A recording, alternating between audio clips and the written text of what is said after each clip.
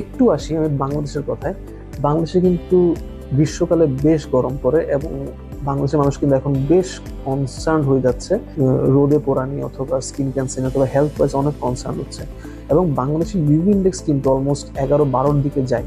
অন্যান্য দেশে যেভাবে রেগুলেশন হয় বাংলাদেশে কিন্তু সেরকম রেগুলেশন হয় না, অথবা ইন্ডিয়াতে অথবা আমাদের যে অঞ্চলগুলোতে এগুলো কিন্তু তেমন একটা রেগুলেশন হয় না।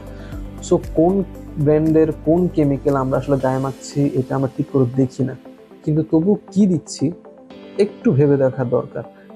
আমি সাজেস্ট করবো as a personally as a toxicologist হিসেবে যে যতটুকু পারা যায় ন্যাচারাল থাকা, যতটুকু পারা যায় কেমিক্যাল অ্যাভয়েড করা। বাট অ্যাগেন যখনই কেমিক্যাল অ্যাভয়েড করতে যাচ্ছি তখন বেটার হয় যে মিনারেলগুলো আমরা যেন ইউজ করি, যে নন ন্যানো জিঙ্ক অক্সাইড অথবা টাইটানিয়াম অক্সাইড। একটু আসি আমি বাংলাদেশের কথায়। বাংলাদেশে কিন্তু গ্রীষ্মকালে বেশ গরম পড়ে এবং বাংলাদেশের মানুষ কিন্তু এখন বেশ কনসার্ন হয়ে যাচ্ছে রোদে পোড়া নিয়ে অথবা স্কিন ক্যান্সার অথবা হেলথ ওয়াইজ অনেক কনসার্ন হচ্ছে।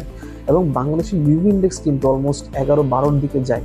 অন্যান্য দেশে যেভাবে রেগুলেশন হয় বাংলাদেশে কিন্তু সেরকম রেগুলেশন হয় না, অথবা ইন্ডিয়াতে অথবা আমাদের যে অঞ্চলগুলোতে এগুলো কিন্তু তেমন একটা রেগুলেশন হয় না।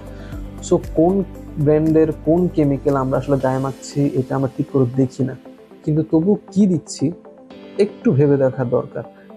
আমি সাজেস্ট করবো as a personally as a toxicologist হিসেবে যে যতটুকু পারা যায় ন্যাচারাল থাকা, যতটুকু পারা যায় কেমিক্যাল অ্যাভয়েড করা। বাট অ্যাগেন যখনই কেমিক্যাল অ্যাভয়েড করতে যাচ্ছি তখন বেটার হয় যে মিনারেলগুলো আমরা যেন ইউজ করি, যে নন ন্যানো জিঙ্ক অক্সাইড অথবা টাইটানিয়াম অক্সাইড।